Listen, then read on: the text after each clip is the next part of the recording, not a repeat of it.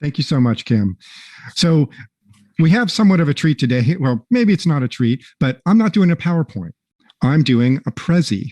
And so I'm actually sharing this so that you can see how, sharing this instead of having them kind of run it. So we'll see how that goes. It's been a long time since I've used Prezi. They have, some new features to it. And so it's not as like interesting and I don't have like my rhythm down, but I think it will be a lot better from a flow because this is more of a conversation. And as Kim said, I really, really, really love feedback. I love I love talking to audiences. I love kind of seeing expressions of whether you get it or don't get it or agree with me or don't disagree or disagree with me. That's all great. The reason why I came to this topic is I talked to a lot of vendors. For years, I was one of the judges for the SC Media Awards. And I would have anywhere from 20 to 50 different vendors of a certain category that I would have to go research, what do they do? How do they do? Are they good at it, et cetera? And what I found frustrating is the content they gave was all just marketing material about, oh, we reduce this by that, and we can support this, and we make this better. And I'm always asking, how does it work? What does the implementation look like? Is this something that's useful to me? Because one of the things we're going to say a lot is technology supports a process. And while I'm not always just talking about technology vendors, there might be solution providers or managed security service or consulting companies or things like that. But mostly it's technology companies. And if I don't have a process that this supports, then okay, no matter how good it is, it's not really relevant to me. And in being able to have these discussions and controlling that conversation, and I'm going to give some advice on both sides. During this pandemic, it's been an interesting time, right? We're not traveling anymore, we're not doing anything, and everyone's kind of stuck at home. And we've seen an increase in cybercrime because all the cyber criminals are stuck at home too, and they got a lot of time on their hands to be on the internet doing their thing. And so I know that, salespeople have under pressure this last year, budgets have been like frozen or deferred, that, they're not traveling or, all this time. They're like, all right, well, let me go through my LinkedIn contacts or reach out to people or send emails. So as Kim said, the talk about this is it's very similar to dating. And so the main thing in both this is that it's a balance. And so let me go to my next thing. So, and here is my thing of showing a balance, right? We have vendors on one side, we have customers on the other side, and there's things in together. And so some of the things that I'm going to talk about are, let's see, get over here. Yay, now I'm going the right direction. That with vendors. And so I'm going to go through three different specific things. One about making the connection, one about like having the meeting, and finally about post-meeting behavior. And you can kind of see the corollary with like dating. It's like, hey, how do I find somebody? It's like, hey, how's the first date go? And then what do I do afterwards? Should I text the person afterwards, et cetera? That kind of analogy is just kind of stuck. And I won't dwell on it too much, but that's kind of one of the themes of it. And then on the customer side, there's things where we could do better as well. And I get frustrated with my peers sometimes that, just being just a lump, listening to vendors, not giving any feedback, not, like, and I say being assertive, meaning like, it's okay to say no. And I know, having been on the other side, working with salespeople that, yes is the best answer, no is the second best answer, and nothing is the worst answer, or I don't know, or talk to me later, because then it's not clear. So we want to be clear to have a good relationship. And so when I get into some of these things, it might be a little controversial, and I like that. And I'm not trying to be mean, and I'm not trying to be, I'm certainly not a great salesperson, but I'm just giving my input from my perspective. And some of you on the vendor side may say, it's like, hey, this is how I do my job. I can't get any sales if I don't do it this way. Get over it. And I'm like, that's fine. I respect that. But just kind of understand our perspective on it, from how it's being received. And then maybe there might be some things we can change. And then, like I said, I'm talking about both sides, right? I have some vendors who are some peers of mine who I'm embarrassed by. When I was a teenager, I worked in restaurants. I was a cook. I worked front of the house, back of the house. My wife had as well. And we always said that, as we eat out, we're very understanding of, the circumstances in, in food service industry and when things go wrong. And so we're not like yelling at them when anything goes wrong. It's like, oh, I see the kitchen's all backed up. Okay, I get it. We'll just be patient. And I almost kind of feel like there should be some mandatory service that everyone does food service industry so that we don't have all these people yelling, for things that poor wait staff has no control over. I I'm a very chatty person, as you can probably tell. And I was a bartender, again, no surprise, as early as 2.5 years ago. I was a weekend bartender on a dinner cruise in Washington, D.C. And in that, and sometimes I did some night things, I'd be talking to people. And I remember one specific night, it was really, really busy. And we had a huge party. It was like 3 deep for like 2 hours. My son was working with me. He was a bartender as well. And I remember sitting at the glass dishwasher, at the bar, waiting for glasses because we literally had no glasses. It's like there's none hanging from underneath. It's like I had no glasses, and people are still like laying over, like yelling at me. It's like, can I get a drink? Can I? It's like, dude, I'm washing the glasses. As soon as the glasses come out, then I will give you something, But I would come up and like, oh, they don't have any glasses. This guy's washing them. Cool. Take your time, dude. Whenever you're ready, I'm good to go. And so that kind of thing on the customer side. So since I've been on both sides of the table, I have a lot more understanding about, hey, it's okay, take your time, or, I understand, or don't worry about that. So I will be going into very specific things on both sides, but I want to start with kind of some examples. I get emails every day. I mean, I get a dozen every day. And so I just kind of took 6 of them just as an example that I got in one day. There were some that I wish I remember that I wish I would have found because they were really good examples. And some of them are somewhat aggressive. Some are somewhat insulting in being able to, like say, like, hey, here's this thing. Let me see. There's one, are you involved with protecting identity? We've invested millions and it doesn't work. And I'm like, well, why do you think that ours isn't working? Or in this one, as it grows more complex, the attack surface, and you never really notice, what's there. I'm like, well, we kind of do. We're on this. We're a very big company. We have a lot of people on this topic. We're good, or ones where the, very specific, like, do you have continuous visibility and entire posture at the click of a button? I'm like, no, I don't want that. It was like, I have different teams who are looking at different things, and I want them to be able to do those things, and they work together. What you're trying to do is make a new organization for me. Right. I have teams that do this, and this, and we all work together and coordinate when there's an incident, but you're saying, oh, well, put all of that and put it into one thing. And I'm like, well, who are those people? Because I don't have that organization to run that. And so, so these are kind of things that from my experience, being of like, hey, and I give this advice to vendors when I talk to them about like, keep this in mind, that some of the lessons, and I don't necessarily have them here, I may bring them up occasionally here, are, don't try to make a new organization structure for me, being like one of them. And so and don't, kind of lead with something like assuming that I am not doing something or something like that. And then the final one that I'll kind of get to is of my example. And I realize that I have to, there we go. And is kind of this, is it often, not often, but sometimes it'll get to the point where they say, hey, this is my 5th email, and they're trying to guilt me into replying to them. Or sometimes I'll get a thing. It's like, all right, let me give you a 1, 2, or 3. 1, don't call me again. 2, come back later. Or 3, it's like, hey, let me set up a meeting now. I mean, and it feels very desperate. and this is not like the first time. I mean, I will get like 2 or 3 a week of somebody who's trying to reach me and say, hey, I've tried 15 times, I've tried calling you, I've tried this. And from our point of view, and again, think of the data analogy, right? It's like, do I want to be hounded by somebody, completely getting texts and things like that? I mean, like get some space. And so, I will talk about things that they can do that are good, that we like to support the positive behavior and not the negative behavior. So how do we get to swipe right? And I will want to say, like, I've been married 28 years. I don't know about these dating app things.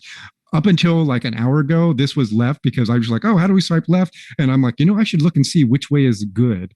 And I like went online and I click swipe left or left, which is the positive one. And so I think right is the correct one. So I like changed this like an hour ago to make sure I was accurate. So how do we kind of get there? So let's go through some kind of do's and don'ts. And like I said, I'm not here to insult how people do, that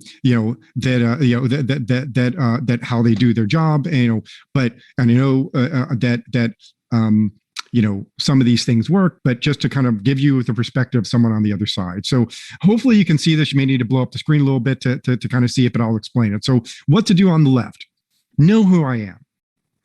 If you just Google me, you will see hundreds. I mean, I talk all the time. I'm quoted all the time. I'm like way overexposed. I really need to say no more often. And so you're like, oh, okay, this person's about, and then also, as Kim mentioned, I'm on the panel for the CIS Critical Security Controls. We released version 8 last week. Very excited about. Don't forget to download it and look at it.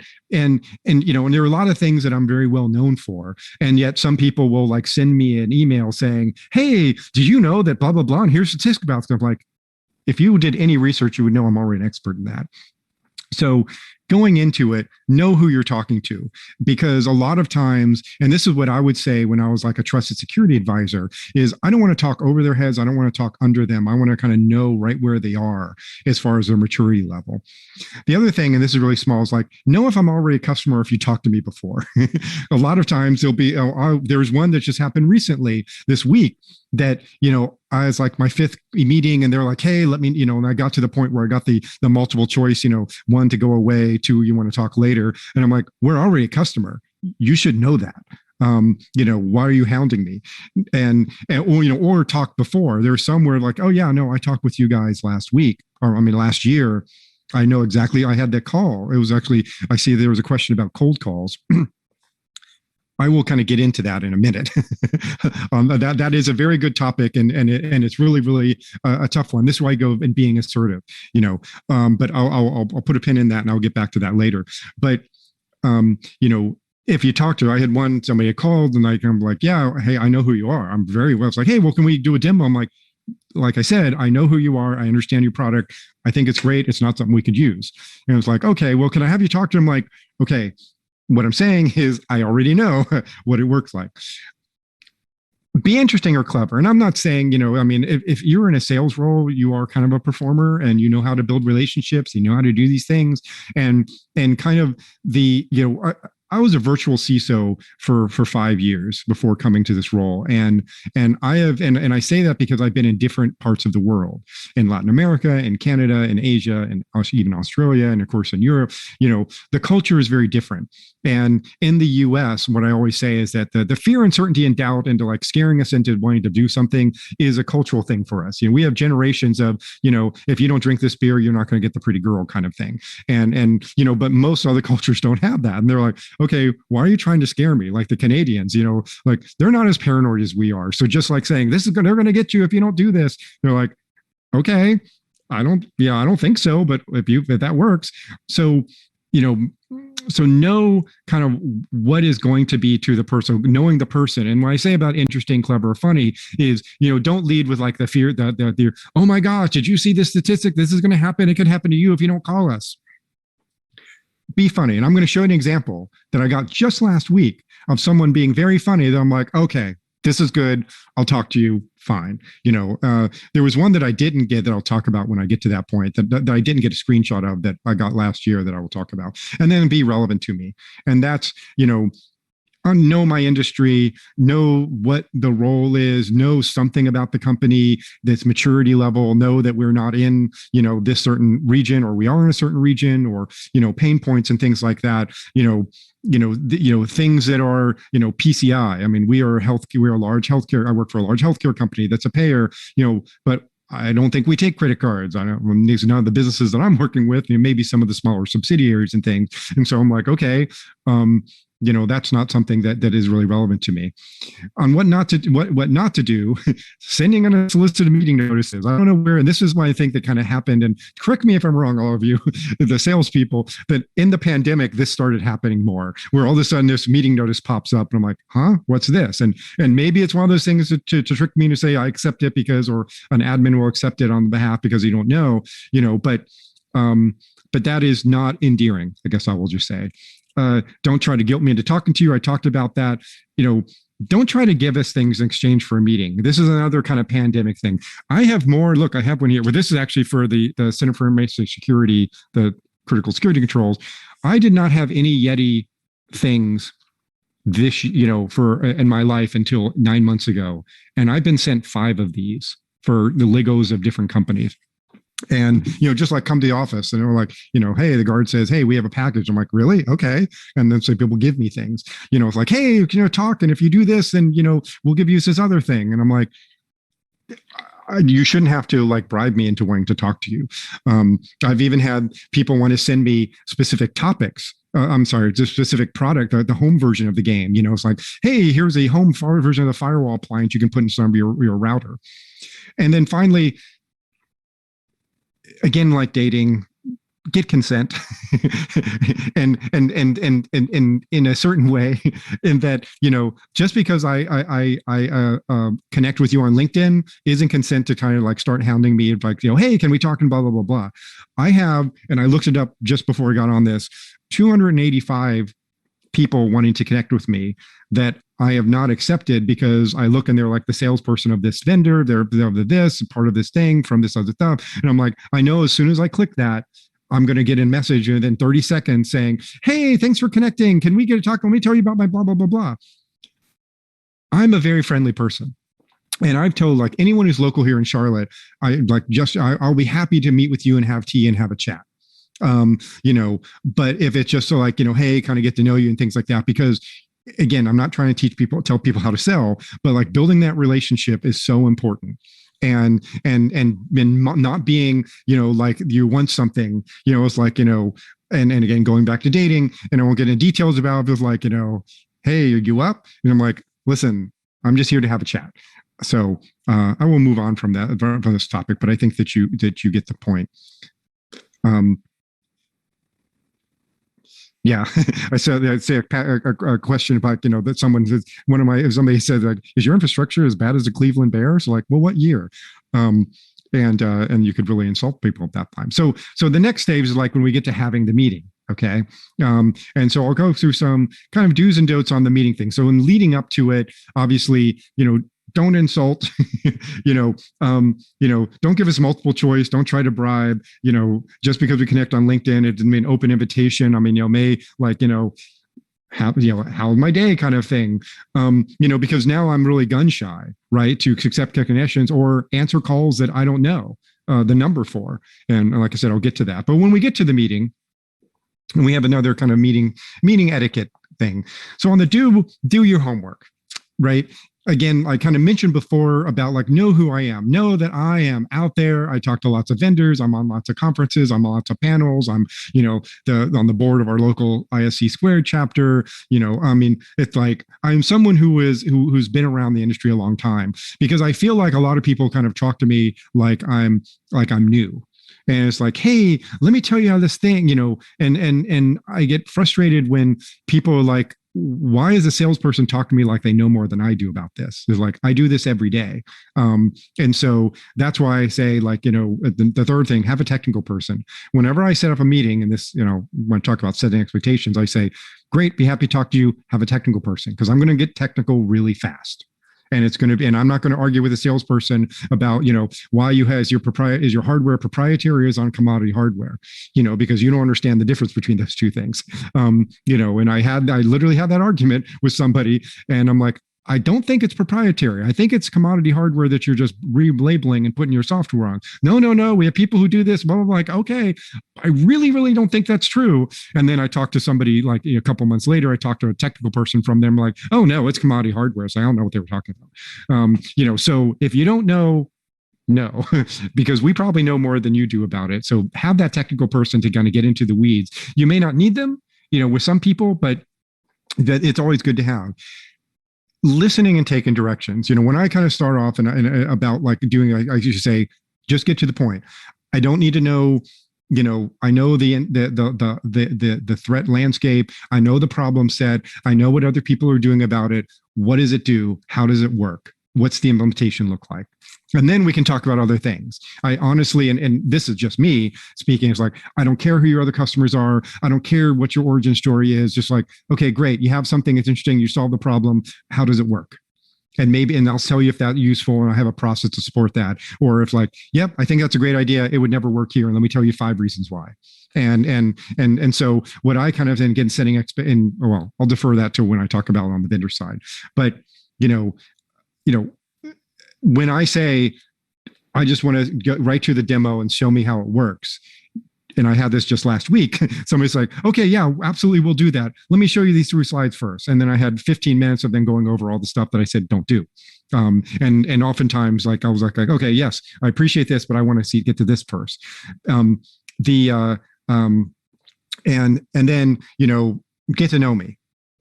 I'm very chatty. I teach yoga. I have 3 different YouTube channels for different things, for teaching yoga, for having, for security presentations that I've done recently and in the past. And a lot of interesting things that I do is like, I'm fun to talk to, which is why I say, if you're local, please, love to have a tea for you. And that really goes a long way, because you need to kind of earn my trust before you earn the ability for me to like want to talk, to be able to share. When I was at Verizon, my role was a trusted security advisor right in the late 2000s when they bought, NetSec and CyberTrust and now had a security program. And everyone's like, okay, you're a big telco. What do you know about security? And like, well, we brought Rick to talk about it. And I talked to over 100, I was going to say dozens, but I can definitely say it was over 100 CISOs at that time. And then we, and what I always found was that I need to make sure I talk at their level. And I need, does the person want to talk? Do they want to listen? Are they paranoid? Or are they not paranoid? Do they know who I am? Do they do any research on me, or do they care? And so I need to like maybe put something in before I can take something out. Right. And so, don't ask me to speak, before earning my trust or my favor. It's like, show me the demo, like, wow, this is great. Okay, well, let me tell you my problem. But don't, I've many times like, okay, yeah, we'd like to start you. Tell me what your program is, what your size is, how you budget, all the tools you're using, and what challenges you have. And I'm like, no, tell me what you got. Because all you're going to do is like look for holes. There's like, oh, you didn't say this. Well, we have this thing for it, and it's kind of like leading the witness to be able to say, aha. And I'm like, no, this is a relationship. If you want to have a long-term relationship with me, get to know me. Presume know more about the topic, about that. Don't dwell on the problem. Like I said, admiring the problem is not something that's helpful. Like, okay, we already know the problem is. Tell me what your solution is and how it's unique and how it's different than the other 5 that I've already talked to. And then make sure, and don't make me listen to 30 minutes of background before we get to it. So I've kind of already said that. Okay, great. Okay, so now, when we talk about, now it's like whether it's an in-person meeting or a meeting that's on Zoom, all those kind of things apply. When it's an in-person meeting, let me tell you a story about bringing 10 people to a meeting.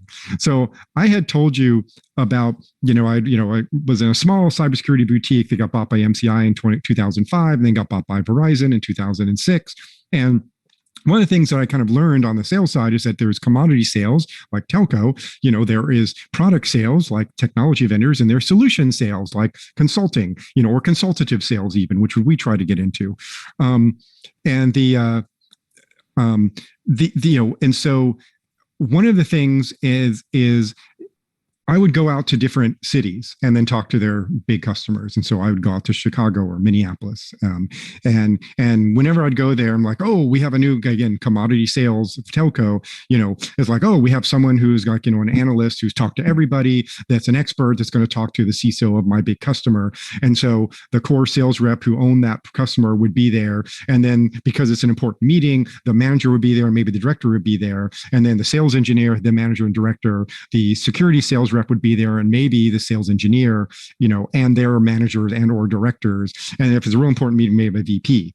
And so, there's probably a dozen meetings that I'm in, and I'm the only one talking. And I'm talking to the CIO, the CISO, and we're having a good conversation. And twice I have had them stop and say, one was in Seattle with Microsoft. And he was like, hold on a second, Rick, what are all you people doing here? It's like, I'm talking to him. Why do I have to get a big conference room for all of you people to spectate? And then I went through, I was like, well, I'm the sales VP, I'm the director, I'm this and that, and all these people here like that. We don't like that. It's like only the people who are relevant to the meeting, or someone who might be, LLP, so just kind of a little pet peeve of mine, just kind of throwing it out there. I know you may not do that, but just kind of like to get that story in, and talk about that a little bit. Okay. So waiting for the callback. So we've had the meeting. We are now at the point where it's like, all right, do I text them? Do I whatever? give us space. Even if the meeting goes really well, there are things, and I learned this from one of my good friends was a sales VP, and I would go out with a lot of her staff in these different regions, and she would say, "How'd the meeting go?" I was like, "Oh, it was great. I had a conversation. We connected really well with the CISO. We talked about these things. I learned this and that. They are, we have this thing and that, and we talked about this, and we have the same thing and that." And she goes, "Did my person get a proposal in?" I'm like, "No." It's like, then it wasn't a good meeting. I'm like, "Ooh, I see. We have two different goals. My goal is to, make the connection, build trust, build credibility. Yours is to make a sale. I get it." Okay. So we understand that inside the table too. And so even though we may have a good meeting, and like I said, I will, again, when I get into talking about what we do, setting expectation, I'm like, what was a great meeting for you with me is I understand what you do, whether your service or your product, and I can describe it back to you. And I'm like, yes, I understand. This is how it works. This is how it's implemented. Great. I know everything about it. And then I can be and I may be an advocate for it. It's like, I think it's great. And there's plenty of vendors. I have a short list of them that I love. We will never implement here, but I'm an advocate. And I said, hey, if anyone ever wants to talk, use me as a reference because I think it's great. And this is why. And everybody knows in my peer group that I talk to lots of vendors. And so everyone always like, hey, what do you like for, endpoint protection? Or what do you like for email security? And I'm like, I'll be happy. Thank you for asking. Let me tell you, these are the 5 things that I really like. And this is why I like them. And this is what's unique about it. Again, I'm a strange unicorn in that way. Most people don't like talking to people, but talking to vendors, but in that thing. So after the meeting, it was like, it's cool. Don't like email me next day, email like that, hey, just checking in, just kind of stuff. And then the more important thing is kind of like holding back your management, because I may say, you know what, John, this was a great meeting, appreciate it. Check back with me in a couple of months if you don't hear from me, and it'll be fine. It's like, cool. It's like, yep, I got it. But then 3 weeks from now, I get an email from the director because John's like, oh, he said not to talk to him for a couple of months. And then the director's like, well, that's crazy. This is a big company. We were going to get in there. It's like, email to him. And John's like, I'm not emailing him. He was like, well, I'm going to email him. I also get this a lot in escalation where, the salesperson sends me an email and then I don't respond, and I'll talk about that. And that's wrong on my side. And then like the director will then, or the VP will email him. It's like, oh, well, the purse isn't high enough up. I saw this in commodity sales. And when I worked at telco, they did that. It's like, it's the higher level up. They figured that that's like, more impressive. So make sure you manage your management with the expectations that the customer kind of gives you. Understand it's not a simple process. I explain a lot to vendors. And I'm like, I may love it. I may have the budget for it, but I will never be able to implement it because I have to deal with 5 different other organizations that need to do it. Each of them will think that this should be their responsibility. None of them want to be the budget who covers it. And then I have to be responsible. They have to install it and set it up, and they don't have staff for it, or they know they already booked out with all of their projects for the next, 9 months, or our budget cycle doesn't go until September. It's like, understand that it's not a simple process that, hey, but I thought you liked it. It's like, yes, I do like it. And it's like, but it's the leap from I like it and I think it's good to it can be implemented and we have a process support it to we can buy it and implement it and then start continue doing it. Is not a simple thing. And then the final thing is like, I know how you compensate it. I understand it. I know this is your livelihood and you need to make sales and, keep having meetings with me or 15 other people, whether we're trying to vet it is not, helpful to you. So that's why I think that, being direct is important, which is why I kind of go into, as customers, we're not perfect either. And some of these things I kind of said before, like, again, setting expectations up front of like, hey, this is not something we're looking at. We have a product already, but I'm willing to look at what you have to see if there's something unique. And maybe in future budget cycles, if we evolve or mature to it, then we can do that. Being clear up front about what we is like setting expectations about how it was like, please just tell me how it works. Tell me that. If I like it, then I'll ask, hey, well, who else are you doing this with? And tell me how you got here or what's the idea, that got you this point.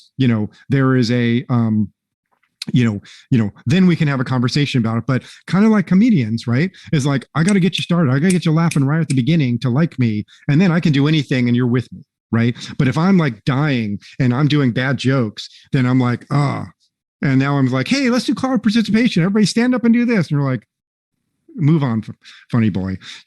So that make sure that we on the customer on the set up the expectation of like, I want to know how it is first, and I want to be able to like it, and then I'll be happy to engage. Because, and again, I mentioned technology supports a process. I also give I also am frustrated on my peer group side is that we get too excited about shiny things, right?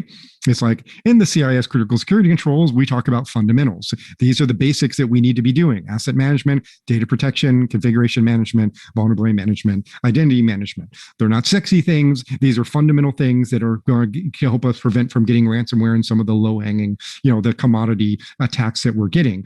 Yes, there's some some very advanced and sophisticated thing that made the news because somebody got hit with it. But, and you may have a magic box that protects from it, but, that's not a priority. The likelihood of that is very low. And I don't have a process to support that yet. And then the final thing I want to say on this is don't ghost. I admit that I have done this, and I'm sorry to all of you who I've done it for, and I'm working on trying not to do this, but I get 15 emails a day, and I can't just say, thank you, but I'm not interested, because sometimes, like with spam, it's like, oh, there's a right person. I really got to the right person. Now I'm going to start hounding them more, right? If you say unsubscribe, you might actually be getting more if it's a really, really a spam thing. So, because if you ghost them, then it's just you're going to get to the point where you're going to get 5 messages and they're going to guilt you. It's like, hey, I've left you 3 messages and five emails and et cetera, et cetera. And so this is the point where I'll kind of answer the question about cold calls. And so, do you want to condition your customers to be afraid of answering the phone? And I don't think that's true. I am happy over email. Yeah, of just like, hey, can we do a thing? And also, going back to kind of knowing your customer, it was like they say, oh, I know you're busy. Can we just get 15 minutes on your calendar? 15 minutes is not going to get anything. That's not enough time to get me to, unless you are, I've had vendors I've talked to in the first 5 minutes, I get what you do. I think it's great. Perfect. But most people want to go through this long thing about who we are, here's why we are, and here's our background, and our founders came from this. I'm like, yeah, whatever. I got that. What does it do? And it's almost like I'd rather spend the time to kind of really get to know you and understand you, and also give you the feedback of why I like it and why I don't, and why it will work or why it won't work, or why it's not going to happen anytime in the next couple of years. So you understand, because in 15 minutes, it's just like, hey, let me entice you enough to get a longer meeting. And that's really kind of what that means. And so with cold calls, I don't answer anything. And so here too, I hesitate to give these because people may do them that worked, and not worked in a good way.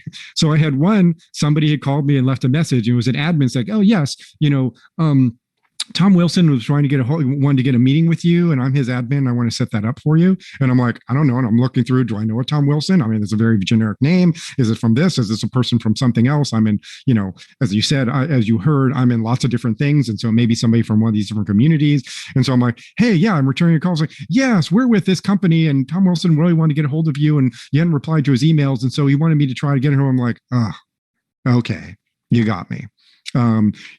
The other one was someone just 2 days ago kind of left a message, very pleasant lady from Dallas. He was like, hey, just trying to get in touch with you. This is like, give me a call back, and I'm like, okay. And I'm again looking to see, is that person, do I know this person? Is there something there? I'm like, all right, is it something from my communities? I call back, say, oh yeah, we're with this company and thanks for calling back. I'm like, oh, okay, well, I already know who you are. And this is why I get to use I already talked to you before and I know you very well. And I have talked to your founders and had a long discussion with them. So going to the how do we deal with that is, we need to be polite as well.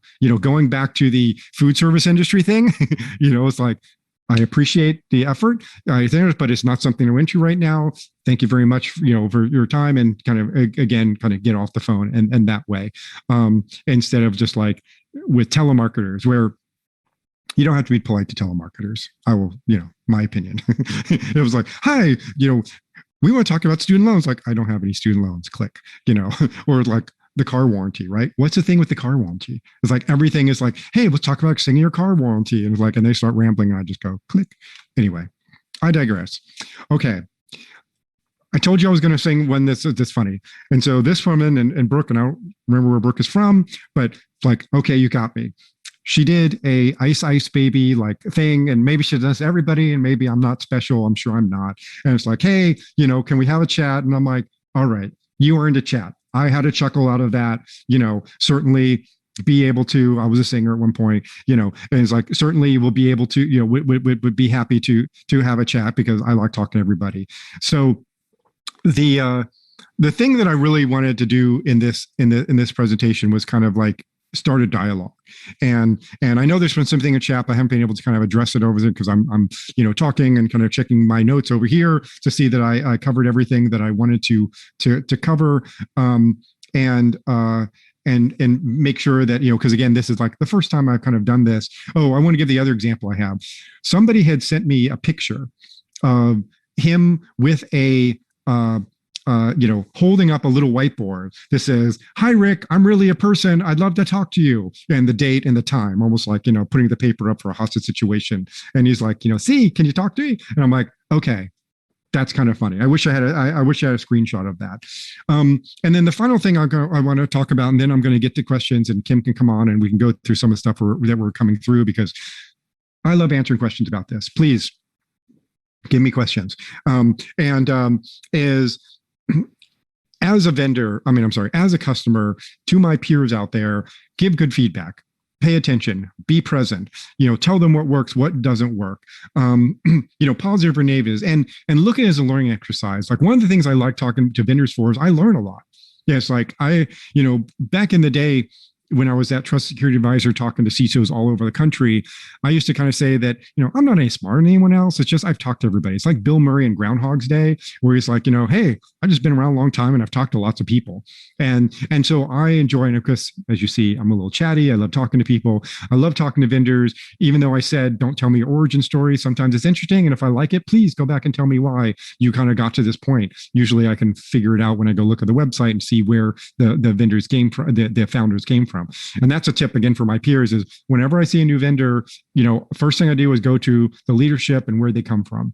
And that tells me a lot. It's like, oh, they all came out of Symantec, or, oh, they're for, Israeli 8200, or, oh, these people came from the US intelligence community, or from the banking industry, or whatever. And it's like, okay, I kind of get what they had, what they did, what problem they think they're solving, and that they felt like they need to make something for. And so that's an important thing. And then I learn about, like, oh, well, I'm doing this already, but you have a pretty interesting idea and approach to that. And while I can't use it in the way that it's implemented for these reasons, is like, you did, kind of spark that. And then maybe, and sometimes it's like, yeah, what you have is way more mature than what our process is. And, I appreciate it. And maybe something that we aspire to. And, so check in next year and kind of see where we are. They'll give me an update. I work with some venture capital firms that like meet with me regularly to show me new products. There was a incubator out in Tel Aviv that I meet with quarterly and say, hey, here are some new companies that we're investing in that we think, or that we're trying to help out, that I think would be relevant to you. And again, I love talking to them. I love getting them early and often. And so, but that's again just me. And so that's why I have this perspective of how to do it, because I really, really want to build a good relationship. I mean, as much as I'm a governance, risk, compliance person, having good policies is not going to block people. Protection, detection, response, and recovery requires technology, and so I can't just be like, and as much as I would love to like have open source stuff and put it all together myself with the team, that is not scalable, repeatable. And in a big company like mine, they kind of like to have someone to hold accountable. It's like, I want to contract with somebody that I can go after if something goes wrong, and not like me thinking it's a community of people that support.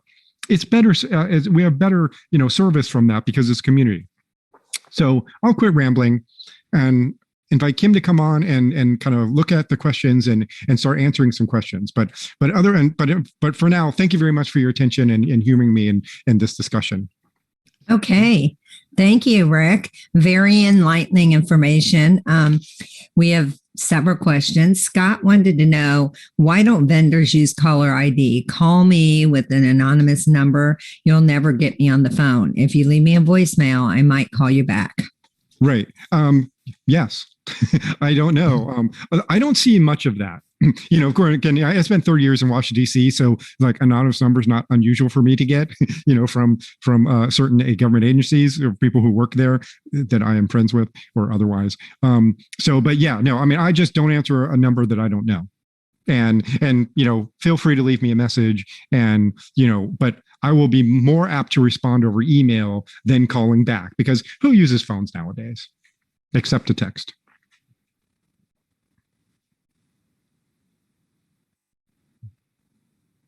So I see another one here on like Scott had talked about communications platform. You know, can you hear me? Yes. Yeah. Oh, okay. Now. You were yeah. for a bit. Okay. But I totally understand it. I could be driving and, you know, I'm with my kids or something and my phone rings. It's out of state. I think it's a customer and it's someone trying to sell me something. It is so frustrating. Like, email me, try to make an appointment with me and be courteous. So I can totally understand. Friends, yeah. Go ahead. If you have my cell phone, then text me. Exactly. I mean, it's like, just send me a text. I mean, we just say it's like, hey, I'm this from that, blah, blah, blah. Because I might reply to text. I've never gotten a text from somebody, and just say, hey, my name is Jessica and I'm from this thing. He's like, just wanted to trying to reach you for this kind of thing. Would you be interested in talking to us about that? And I would probably say, no, thanks, I'm good. Exactly. I will respond, but it's, when I see out of state, I think it's my vendors are the ones that you guys that you're talking about today. And we still need them. Yeah, we do, but I want to make sure they're always first. So I always think it's a vendor and it's usually someone trying to sell me something. Okay. Francisco said, is there a place where I can compare vendor services that provide similar services? I think so. I know that when I was like doing, that there, if you kind of search for like, the best EDR tools, that you'll probably get some, or the best MSSPs at some, publication, whether it's, SE Media or, maybe even Dark Reading or CyberWire, or somebody might have kind of done that, or even PC Magazine or something. I would say kind of research it. I don't know offhand. The community is always best. I'm lucky enough to be in healthcare, to be part of the, the ISACs. And so that's one of the things that are mailing us all the time in the healthcare ISAC is like, hey, has anyone worked with this? Or what do you guys like for, this kind of service? So there was a question about a few months ago, the MSSP. I've done these before, these MSSP searches, and yeah, there are lots of vendors. It's a very and if Anna had screenshot their presentation, copious notes. I have no idea who offered what. Yeah, and you really have to talk to them and talk to the people. Like I said, with the technical people, is like an MSSP search. There's an interface. There's the people. There's how do you fit into my process. Where do you do the handoff and those kind of things. There's some great ones out there. The newer ones that are kind of more around like, kind of outsourcing of security operations and not just kind of commodity, because, that's the other thing is what your needs are. And again, going back to the customer side is, do I really need something to check a box, in which case it's not as important, or do I really need something to help, manage my risk? Maurice said, how do you deal with cold calls from vendors that you're not interested in speaking with? Right. Well, it kind of, as we discussed before about like, and the cold call, I mean, I won't return a call for, for that. But if you send an email, I'm not interested, then I may say, it's like, no, thank you, I'm good. Or if you did a text, I would probably say, no, I'm good. But yeah, I don't answer the phone if I don't know it. And I expect people to, and I have, and it's kind of frustrating because, even when I have like a, I don't know, the dry cleaner calls me and it's like, hey, who's this? And I'm like, well, I'm not answering the phone. And then they leave a message. I'm like, oh, I missed a call from my dry cleaner saying that, something was on my pants. I don't know. Do you as a CISO delegate downwards to have your directors or managers? Is that a better way to start collecting information? Because we all know CISOs, you guys are so impacted with the craziness of the cybersecurity world. What do you do on your team? How do you organize, new information from vendors? It depends. Everyone has their own relationships. Everyone has their own, things that they participate in or things that they specialize in. And so it's really kind of, I want to say crowdsourcing. I am, again, kind of unique that I, and have been a consultant much of my career. I'm very good at budgeting my time, and if I see an open window and I like being busy, I'm like, sure, I'll take that meeting. And then but I don't recommend, particularly at the CISO level, be talking to. I don't recommend other people talking to vendors. You should have the people who are responsible closer to that, to like the endpoint protection people talk to all those things, and those people talk to those things, and then like, okay, what do you like, and then let me talk to them there. I'm kind of unique in that way. Yeah, the short answer is yes. You should be delegating. You shouldn't be involved in the weeds. You should be the one accountable for what kind of, technology and process will be most effective for reducing risk to your organization. And then when you see events like this, where I have, I try never to make it too many sponsors. I max it out at 20 sponsors, because if you have more than 20 is already a lot. Do you go look at what, as a CISO, do you go, skim who's out there and try to learn anything new from the sponsors that are paying for these kind of events and bringing us all together? Right. No, and I that's the other thing I kind of respect about events like this, and I attend a lot of them. There are these CISO roundtables where, that's a thing, and that we get to go in person or virtually, be among our peers, sit on panels, talk about things, interact, be in roundtables. In exchange, that I need to have a one-on-one speed dating with, 5 to 8 different vendors, and that's fine, and I don't mind that at all. And I particularly if I get to pick who they are, because to answer your question is like, if I talk to so many, as I already know what most of them are. It's like, I don't need to talk to Palo Alto, I need to talk to Checkpoint, I don't need to talk to CrowdStrike. Like, I know what they do. I have I get that. It's these newer ones that I'm like, oh, what do you do? I've never heard of Command before. What do you guys do? And so the new ones I like, and I enjoy learning new things, learning about new technologies and learning about new approaches, and particularly the smaller ones. It's the bigger ones that I find that I just argue with. It was like, and it's like, it's like, oh, when they connect me with IBM, I'm like, why am I talking to you? It was like, I know what you guys do. I've spent my entire career like either competing against you or working with you. I don't need to, to have to talk to you. But yes, and I educate my peers in that as well, that we need to be that they're respectful of it. And so I was on one of these virtual events just 2 weeks ago, and 3 of my peers from Centene were on it. And I told them, like, hey, I got these meetings with these vendors. I dropped a 10. Like, oh no, you do. This is how they make money. This is how all the benefit we get is because they want to talk to you. Respect and understand that. And so, it's kind of like, if you don't want to do that, then don't join these, So George said, thank you. Regarding meeting etiquette, we are busy. Extraneous info of worse meetings takes a ton of time away from productivity. That's just a comment. So yeah.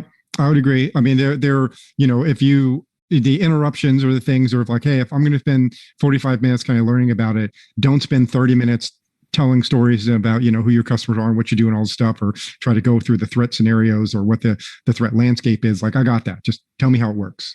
And then that's valuable to me. Like, oh, that's interesting. Let me go back and think about that, because I think we might do that, or let me get this other person involved. But yeah.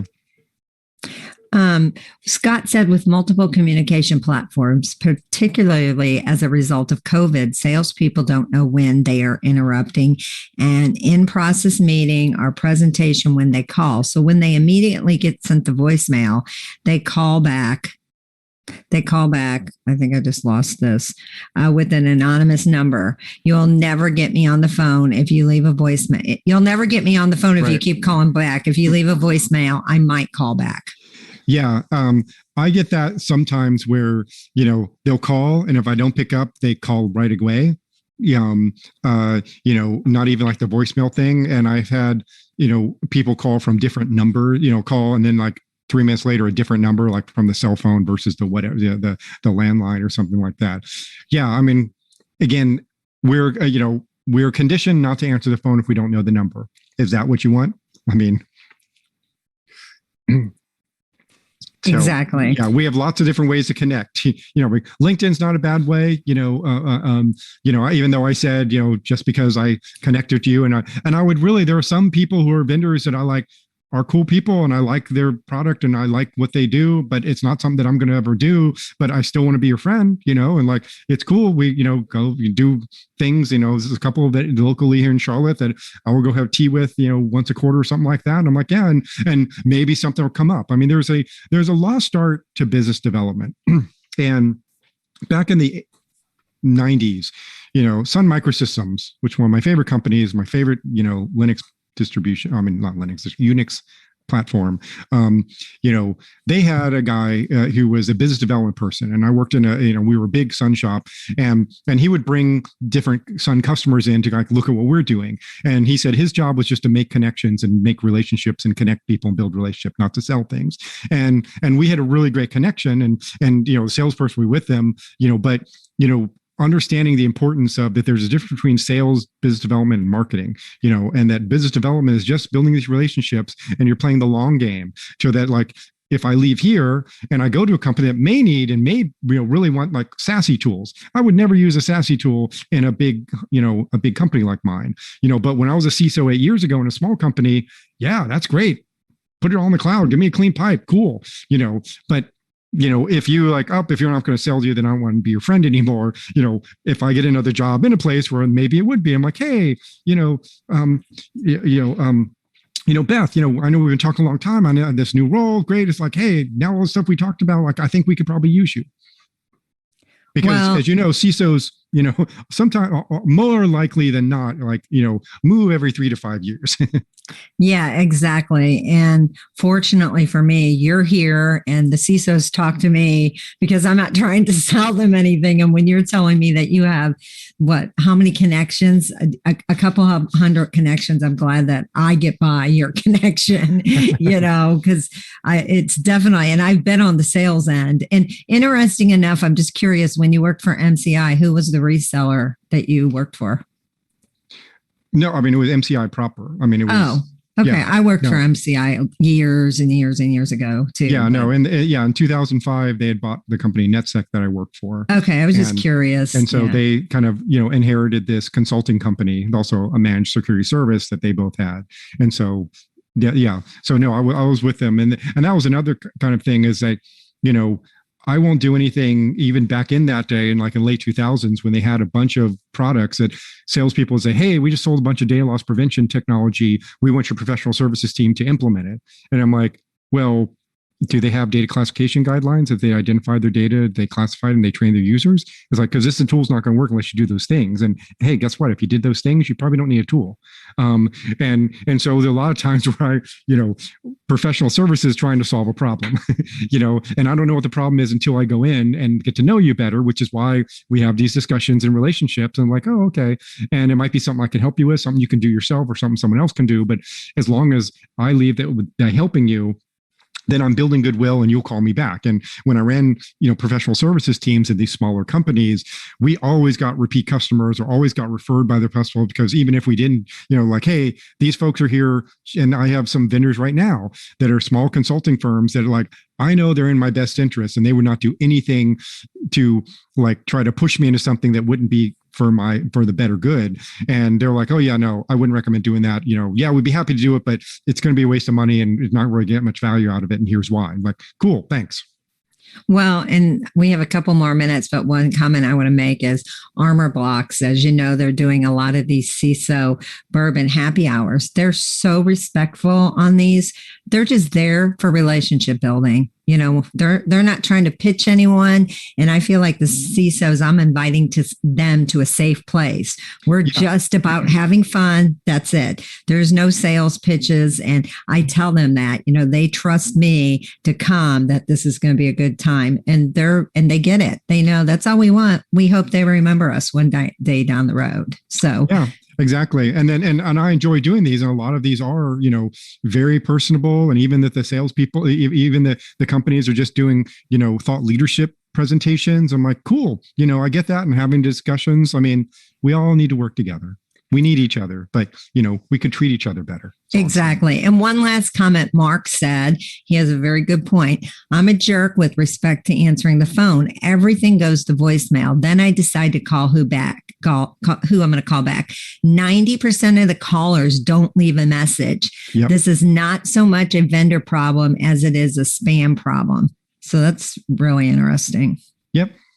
So any last words that you'd like to leave with all of our viewers, and if anyone has any questions, don't try to connect with you on LinkedIn. No, I mean, if you're one of my peers, certainly I'll be suspect if you're a vendor, though. But I will say that, like, if someone's like, hey, if I do a lot of these keynotes, and someone like, hey, I really appreciate the keynote, it was really good. I'm saying we're looking around, like, okay, yeah, I'll connect with you. If like I'm not scary, I won't bite, that kind of thing. No, thank you very much, everybody, for listening to me on this rant. Please let me know any feedback. I mean, I'm on even on LinkedIn, feel free to say something. And we're coming back out, into being able to do things in person, which is going to be great. And I know a lot of these habits may have happened because we were in this particular circumstance and we're behaving this certain way. And so maybe we can kind of reset and like try to be better with each other. So thank you so much for your attention. Thanks, Rick, so much. If you go over, you can see all the comments. If you go back over on the Engage platform, tons of comments of what a great presentation this was. Oh, thanks so much. I appreciate that. Yeah, thank you so much.